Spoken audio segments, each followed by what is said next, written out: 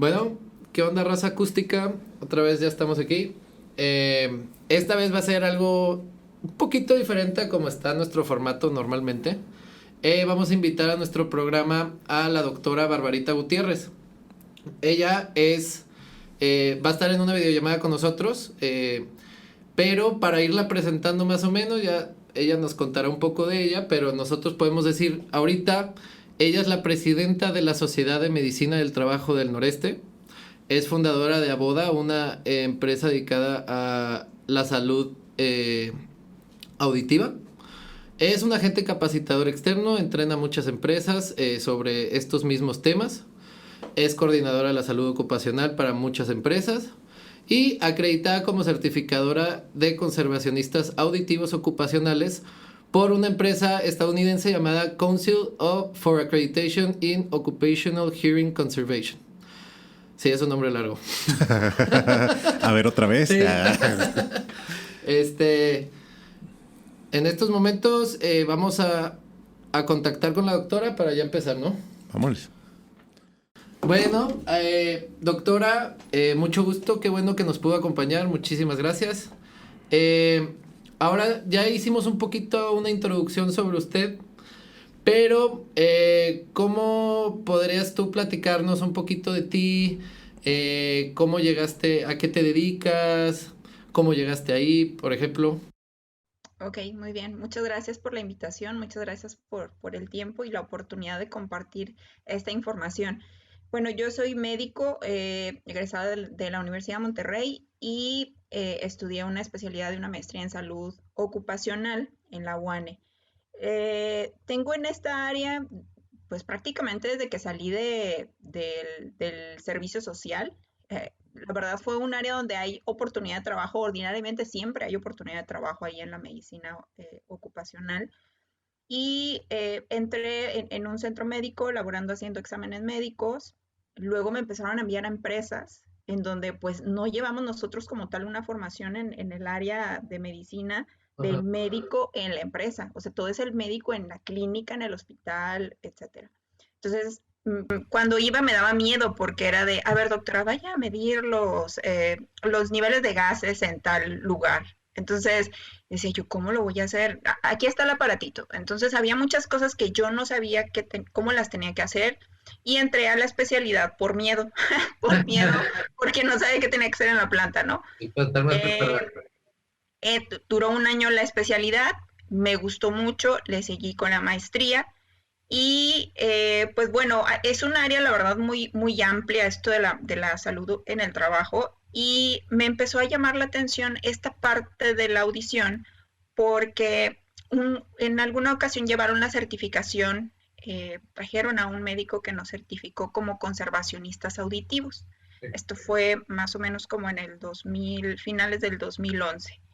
Eh, y mmm, me llamó la atención porque era algo también completamente diferente, la parte de cómo tienes que cuidar la audición de tus trabajadores que están expuestos al ruido, ¿no?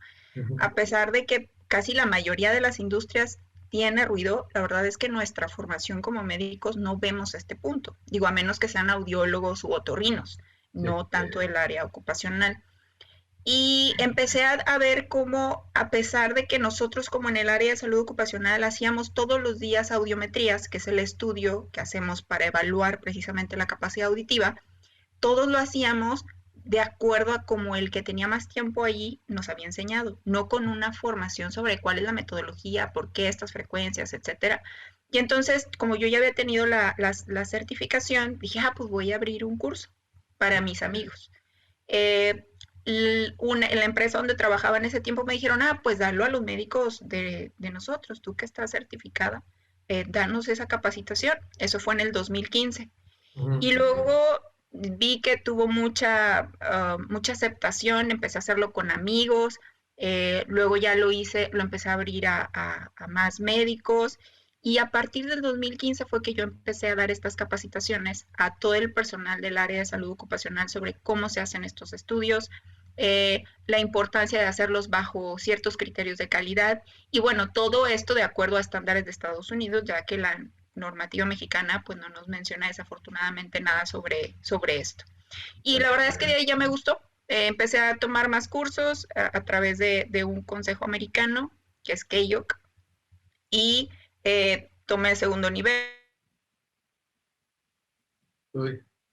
los programas en las empresas sobre cómo cuidar la audición, y luego ya un tercer nivel que es director de curso, en donde ahora yo certifico al personal, ya sea médico, enfermera, paramédico, ingeniero de seguridad, recursos humanos, etcétera, sobre la necesidad de estos estudios de calidad y cómo desarrollar un programa de conservación de la audición en las empresas. Sí, de hecho, yo conocí a la doctora porque yo por querer saber cómo medir el ruido y que no había como algo aquí en México que supiera, Claro. encontré también el Council for Occupational Hearing, ¿no? CAOC. Council for Accreditation and Occupational Hearing Conservation. Sí, eso no Ok. CAOC para los amigos. Ok. Y pues yo ahí estudié toda como la norma que existe aquí en México 11, pero en base a Estados Unidos. Ujú. Y pues sí te das cuenta que hay criterios diferentes allá, ¿no? O sea, y se toma de que va a ser otro nivel de ruido. Claro. Pero bueno, gracias a eso conocí a la doctora y ella fue la que me motivó a seguir por ese camino, por así decirlo. Ok, ok. Sí, hay muy pocos ingenieros en acústica, de hecho, que se enfoquen en esta parte del control de ruido. De hecho, nosotros dentro de la certificación debe haber un ingeniero en acústica que nos dé el tema y batallamos porque la mayoría de los ingenieros hacen el ruido. O sea, ustedes hacen los sistemas de sonido para los eventos, entonces, pero esta parte del control sí hay muy pocos y qué bueno que el ingeniero Diego se ha enfocado en esa parte. Claro. Sí, entonces, sí, definitivamente, como dices, la mayoría de los ingenieros acústicos hacen parlantes, o sea, hacen las bocinas, o sea, entonces, ahorita realmente ha habido al menos en México siento yo que ha despertado de alguna manera la parte de la acústica. En mi caso yo tengo dedicándome más o menos como unos 11 años al control de ruido y más en el lado empresarial, más que en ingeniería. Pero desarrollando una empresa de acústica específicamente. Y la verdad es que me he dado cuenta que de esos 11 años a la fecha, sí ha habido un brote de preocupación de la acústica. Y más ahora, por ejemplo, a lo mejor en la industria, bueno, en la industria viene siendo siempre, pero en oficinas, por ejemplo, ahora que se abrió esta parte del cowork, de que todo mundo se tiene que ver con otros y empieza, oye, ok, ya solucionamos un problema de comunicación, pero ahora destapamos un problema de sonido porque todo mundo se escucha con todo mundo, ¿no? Exacto. Entonces sí... Y también, por ejemplo, otro tema así actual es el COVID y el home office. O sea, ahí todo el mundo se empezó a dar cuenta de lo ruidoso que era su casa. Claro. Que antes pues tal vez pasaban todo el día en el trabajo y regresaban y solo iban a dormir y nadie se daba cuenta. Pero ahorita, pues ya vives en tu casa. O sea, siempre viviste en tu casa. Claro. Pero, siempre vives de que ahí estás todo el tiempo, trabajas de que ahí ya no sales. Claro. Sí, no, digo, normalmente vas a tu casa a dormir. Sí, exacto. O sea, digo, te Y la a pasas comer. todo el día en el trabajo, ¿no? Por ejemplo. Entonces, pero, por ejemplo, doctora, ¿cómo has visto tú este crecimiento, digamos, hablando de la preocupación desde el lado, no sé si por el lado del patrón o por el lado de la empresa? O sea, ¿cómo se ha crecido de alguna manera, hablando de México específicamente, ha crecido de alguna manera la preocupación de las empresas hacia los trabajadores? Sí están poniendo más atención, pero fíjate que pasa algo muy curioso. Ordinariamente las empresas que empiezan a invertir o a preocuparse por el cuidado de la audición es porque, son empresas que son americanas y están aquí en México, y entonces pues se tienen que regir bajo la normativa mexicana y la americana. Entonces, como ellos ya traen esa escuela de Estados Unidos, pues lo empiezan a implementar. La otra situación que pasa es que son empresas mexicanas que quieren ser proveedores de empresas americanas, y entonces ellos son los que les dicen, bueno, si quieres ser mi proveedor, tienes que cumplir con ciertas cuestiones en salud en tus trabajadores y demuéstrame que realmente estás haciendo algo, ¿no? Pues las audiometrías, pues el programa, pues la medición de ruido. Pero si no hay eso, son muy pocas las empresas mexicanas que ahora sí que por interés propio quieran hacer un programa. Y algo que pasa mucho es que, bueno, también la formación de quienes estamos encargados, a veces no tenemos ese punto, ¿no? Y entonces se nos pasa desapercibido. O ordinariamente es, bueno, hazlo por el cumplimiento, y lo pongo entre comillas porque a veces ni siquiera lo mínimo que piden las normas, que la norma es lo mínimo que deberíamos hacer, Ujú. se hace. O sea, es como que pues haz las audiometrías así de 50 pesitos nada más para que vean que sí hicimos algo. Claro. Sí, exacto. Pero ordinariamente son por cuestiones de otras empresas que las mexicanas empiezan a hacer lo suyo. Claro, sí, y justamente, digo, nos ha pasado, por ejemplo, que normalmente, digo, la norma dice que pues puedes llegar a 90 decibeles estando 8 horas trabajando, ¿no? Cuando digo, a nosotros nos ha tocado hacer ingenierías en algunas plantas donde te dicen, es que aquí no puedo llegar a más de 75 porque la norma viene de Suecia o de algún país por allá nórdico, ¿no? Que allá es 75, o sea, no es más de eso. Y dices, oye, estamos, ¿qué cantidad tan alta estamos arriba? O sea, estamos 15 decibeles arriba, ¿no? Por ahí alguna vez lo comentábamos y digo, y hablábamos un poco también de la corrupción y demás. Alguna vez lo comentamos en un episodio donde se decía que en algún punto sí habían llegado a un acuerdo de entre 80 y 85 decibeles, pero era tan ruidosa las máquinas que decían, es que pues no me das el tiempo para trabajar, o sea, no me das chance de trabajar, o sea, súbemele al nivel, ¿no? Entonces, y eso en la revolución industrial y demás, cuando pues había todas estas máquinas de vapor súper ruidosas y todo, ¿no? Entonces, o sea, viene un poco también toda esta ondita de la corrupción y de llegar a ese punto de decir, oye, ¿realmente podemos estar, y esto es una pregunta para ti, doctora, ¿realmente podríamos estar sin llegar a un daño a 90 decibeles a 8 horas? No. Científicamente, o sea, médicamente se sabe que a partir de 85 decibeles ya puede haber un daño auditivo. ¿De qué depende? Digo, hay varios factores. Primero, la susceptibilidad individual. O sea, genéticamente ya estamos algunas personas predispuestos a presentar hipoacusia. Digo, puede haber gente que a lo mejor a 90 decibeles, las 8 horas, 2 años, sigue escuchando dentro del rango normal, pero puede haber alguien que con esas mismas circunstancias, pero que genéticamente está predispuesto, quizá al año ya tenga una alteración en la audición.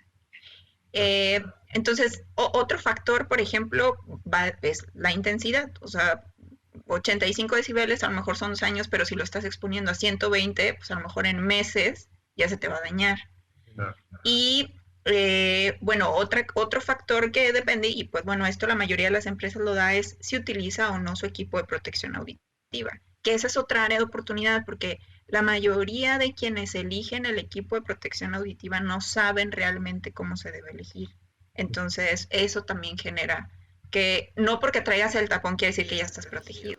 Sí, también hay que decir que muchos obreros no los capacitan para ponerse los tapones. Algo tan sencillo. Sí, pero tiene su chiste, sí, o sea, porque si no, no te protege. Exacto. Y justamente para esto son las mediciones o el reporte de mediciones acústicas de la norma 11, porque aquí vemos exactamente qué frecuencias están pues atacando ahora sí que al trabajador. Y ahí es cuando tú eliges qué tapones usar, porque hay tapones que tapan bajas frecuencias y hay tapones que son para frecuencias agudas. Te cuento una experiencia. En Cuernavaca fuimos a ver un campo de tiro, donde es una marca muy conocida de balas, ¿no? Ellos fabrican esto. Entonces tienen sus campos de tiro para probarlas, obviamente para hacer todos estos experimentos.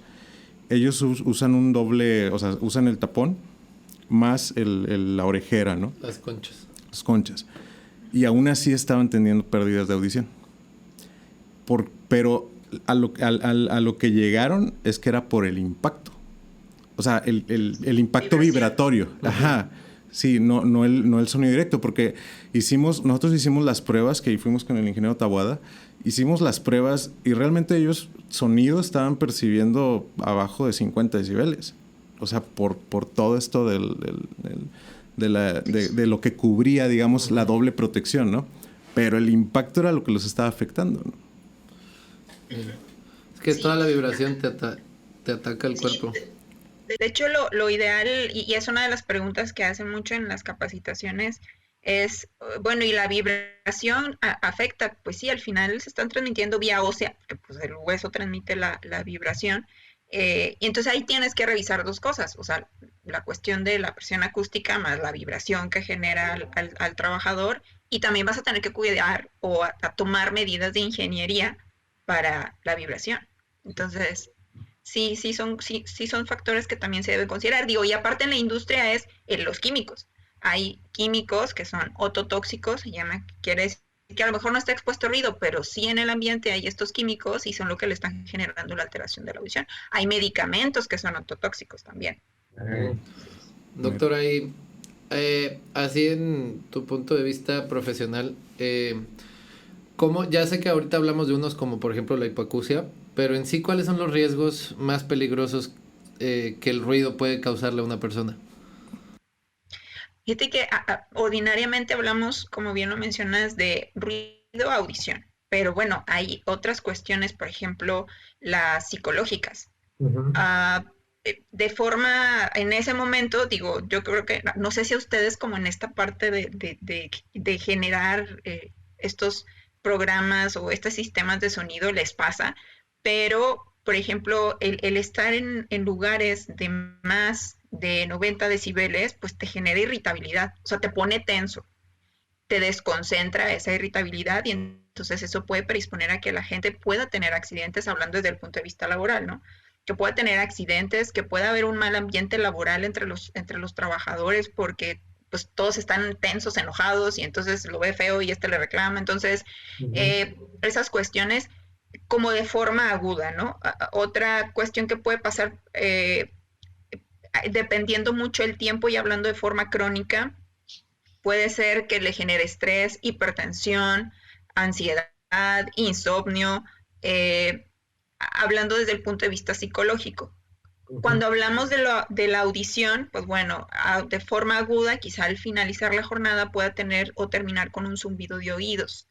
Y él lo percibe que al siguiente día en la mañana no lo tiene. Pero si persiste esa exposición crónica, bueno, va a ser una pérdida auditiva y esa pérdida auditiva va a generar alteraciones también cerebrales. Se ha visto que las personas que tienen una hipoacusia tienden a presentar con mayor o más, de forma más precoz, la demencia senil o la depresión. Las personas tienden a aislarse y en ese aislamiento por no entender o porque la misma familia a veces están platicando y la persona es de ¿qué? Ay, otra vez, o sea, pon atención. Oye, no, es que no es que no te esté poniendo atención, es que tiene un problema auditivo. O la persona está viendo la televisión en la casa y le sube mucho el volumen y los que escuchan bien, pues se molestan porque, ay, es que ¿para qué le subes tanto? Entonces se empiezan a aislar y eso también va a generar con tendencia a la depresión. Entonces no nada más es el problema auditivo, sino todo lo que ocasiona. Por ejemplo, también podrías decir, yo creo que el ruido puede distraer mucho en una empresa, ¿no? Y puede causar accidentes laborales. También porque falta de comunicación entre uno al otro, porque se tienen que... Por ejemplo, no sé si a mí me pasó que fui a una empresa y hay mucho plomo en el aire, ¿ves? Como cuando fuimos la otra vez, ahí en Clarios. En Clarios. Pero yo veía como los trabajadores pues tienen su mascarota para no estar respirando plomo, pero para hablarse el uno al otro se quitan la máscara y hablan y ya respiraron el plomo, entonces pierde todo el sentido de la máscara. Sí, exacto.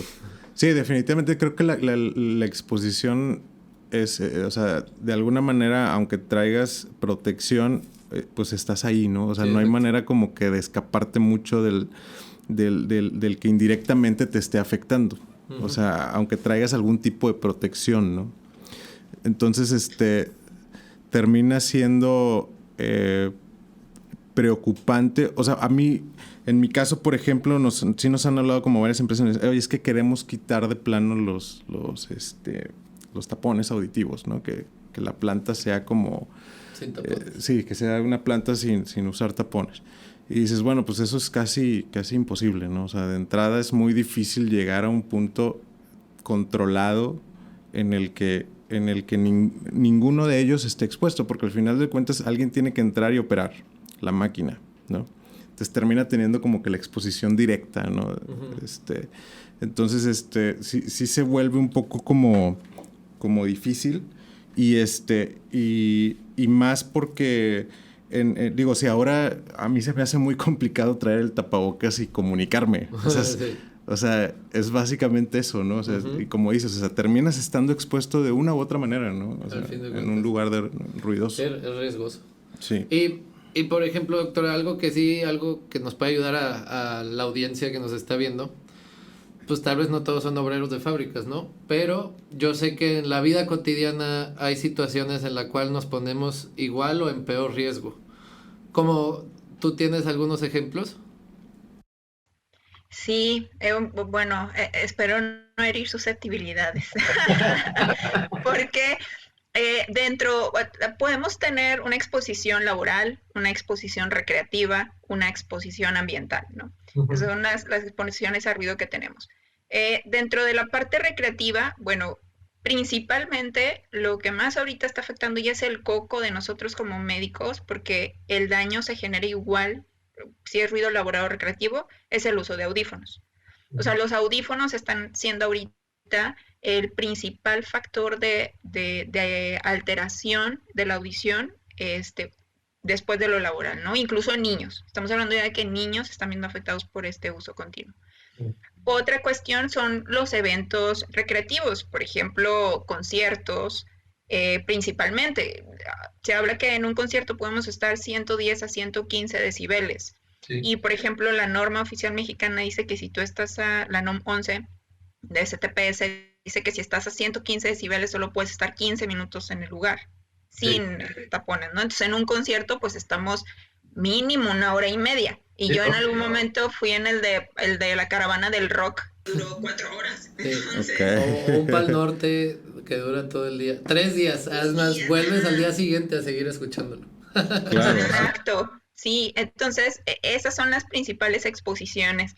De las cuestiones recreativas, digo, hay también los eventos sociales, las bodas, los fiestas infantiles, o sea, ahora ya es que estás en la fiesta infantil y está la música, todo lo que da, y por eso, si entre sí los niños son ruidosos, aparte, que gritan y todo, bueno, la música, entonces ese tipo de factores o esas exposiciones recreativas nos están también generando mucho daño. Sí.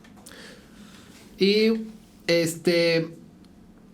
bueno, ahora ya que hablamos que no nomás es en el ruido laboral, pues, ¿cómo tú nos darías algunos consejos para protegernos? Por ejemplo, si obviamente ahorita no hay conciertos por el coronavirus, esperemos que vuelvan pronto, pero pues sí hay mucha gente que sí le gusta ir a conciertos seguido, ¿no?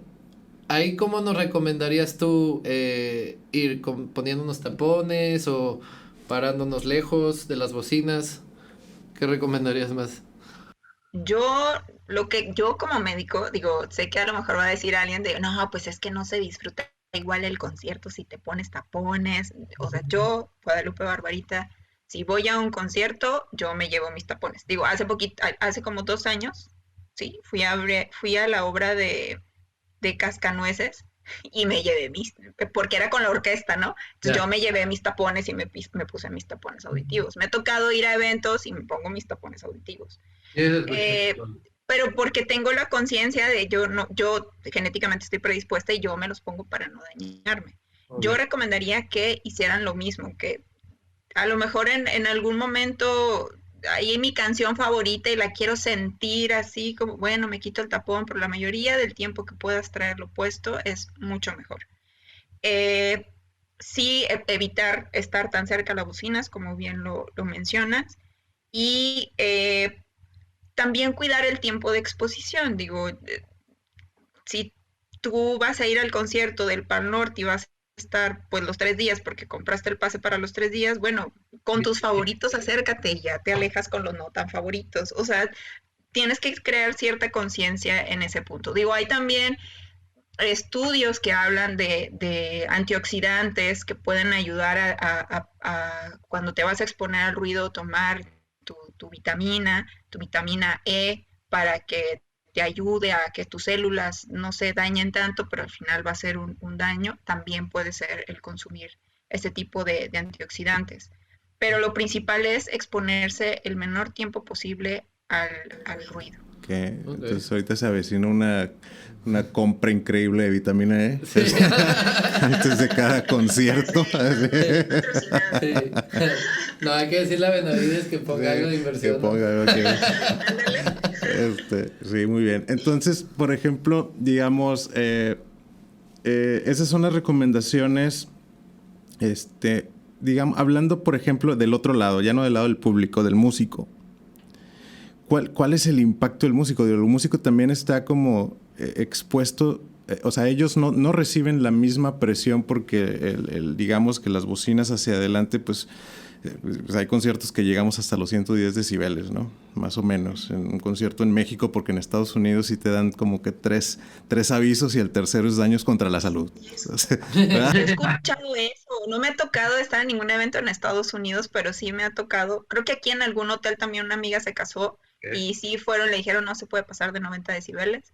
Entonces, pero es la única referencia. Sí, la verdad es que digo, no por caer en malinchismo ni nada, pero vaya, pues al final de cuentas terminamos teniendo esta comparativa porque al final del día, pues es un daño contra ciertas personas, ¿no? Entonces, pero del lado del músico, porque el músico pues es sonido todo el día, o sea, al final del día es un sonido intenso de su guitarra, de su batería, el estar escuchando la música porque tiene que ensayar, ¿no? Sacar una canción y demás, o sea, entonces la exposición es bastante prolongada, ¿no? Uh-huh. ¿Tienes problemas de músicos? O sea, ¿a ti te llegan este tipo de problemas? No. Desafortunadamente, nunca he visto un músico que venga a atenderse. Yo trabajo también en un hospital haciendo precisamente los estudios de audiometría y la mayoría de las personas que van o es porque las envía el otorrino o es porque van a hacerse su examen periódico o de ingreso en las empresas. Pero nunca me ha tocado, y estoy hablando que llevo ahí laborando 3 años, me ha tocado atender a un músico que vaya porque él quiere hacerse la evaluación o porque él percibe menos audición. No, yo creo que es un área que está un poquito olvidada de esta parte, ¿no? Y sí sería súper importante que así como marca la norma que una vez al año te tienes que hacer tu examen médico dependiendo de lo que te expongas, en este caso ruido, pues la audiometría, ustedes también deberían tener un poquito más de acercamiento para estarse realizando esta audición, o este examen de manera frecuente. Porque al final de cuentas los músicos trabajan de su oído. Ajá, o sea, sí, es cuidar tu patrimonio. Sí, ¿no? Sí, tu instrumento, literal. Sí, es como, digo, sí, o sea, llevar que el cantante, por ejemplo, en su caso, que pues ya conlleva también cuerdas vocales, ¿no? Es como, sí. Oye, pues si te estás checando periódicamente, que no tengas estos tipo de problemas como callos en las cuerdas, bueno, pues el mismo músico, ¿no? Que tenga esta... yo creo que también es una falta de... pues de tener esa cultura, ¿no? De ir a revisarte periódicamente, sí. ¿No? Porque inclusive nosotros mismos no lo hacemos, o sea, creo que en las mujeres está más marcado, ¿no? En la parte, por ejemplo, del cáncer. Yo ya me chequé con la doctora. Sí, entonces, sí es como, creo que en las mujeres está más marcado pues en la parte, por ejemplo, del cáncer de mama, ¿no? Que es como una revisión más periódica o la parte de, o sea, ir al ginecólogo es muchísimo más frecuente. Pero hay otras partes de nuestros cuerpos que realmente o no nos interesan o realmente no tenemos como esa cultura del cuidado, ¿no? Sí, exacto. Que es lo que estamos tratando de cambiar con este podcast también. Exacto. Muy bien. Bueno, doctora, pues yo creo que al final de cuentas ya abarcamos mucho. Muchísimas gracias por acompañarnos. Fue información extremadamente valiosa viniendo de un especialista, porque ahora sí ya no, para que nos crean, ¿verdad? O sea, yo sé que yo no soy doctor, pero no, ahora sí la trajimos. Es que la verdad es que siempre, cada capítulo terminábamos diciendo, pues no soy especialista, ¿verdad? Pero se dice, entonces ya terminamos decidiendo de que, oye, pues vamos a traer a alguien que sí sepa, ¿no? O sea, que lo diga de verdad. Lo diga. A sus órdenes, ¿no? Muchas gracias. Digo, como bien lo mencionan, es algo que apenas está generando conciencia y pues quienes están generando esa conciencia son los extranjeros aquí en México. Nuestra cultura del mexicano, que es más una cultura reactiva que preventiva, pues no ayuda mucho. Entonces, pues sí, yo los invitaría a que se estén realizando su examen médico, en este caso su audiometría de manera anual, cuando mucho, si se puede cada 6 meses, porque por ejemplo Estados Unidos marca en su normativa que a partir de 100 decibeles ellos recomiendan cada 6 meses estarse haciendo la audiometría. Y aparte de realizar la audiometría, tenemos que identificar, y eso no todos los médicos lo saben, algo que se llama identificar si hay un cambio de umbral en la audición, que eso es algo tan sencillo como comparar tu audiometría, la primera que tengas, con la periódica. Ajá. Se hace un cálculo identificando las frecuencias de 2000, 3000 y 4000 Hz y se hace una diferencia, se suman esas diferencias, se dividen entre 3 y si ese resultado me da 10 decibeles o más, aun y cuando tu audiometría esté normal, quiere decir que ya se está alterando de forma significativa tu audición y entonces tienes que tomar medidas. O sea, es porque tengo una enfermedad general, es por la exposición al ruido y en base a lo que vayas identificando en la causa, pues ya haces lo que saques. Vale, muy bien. Pues bueno, ya para que le pongan atención, se preocupen por sus oídos. Y bueno, pues doctora, muchísimas gracias otra vez. Esperamos no sea la última. Sí, luego traemos otro tema y le volvemos a invitar. Claro que sí, a sus órdenes. Muchas gracias. Muchísimas gracias. Que tenga buen día. Igualmente, felicidades por el proyecto. Gracias. Bye. Bye.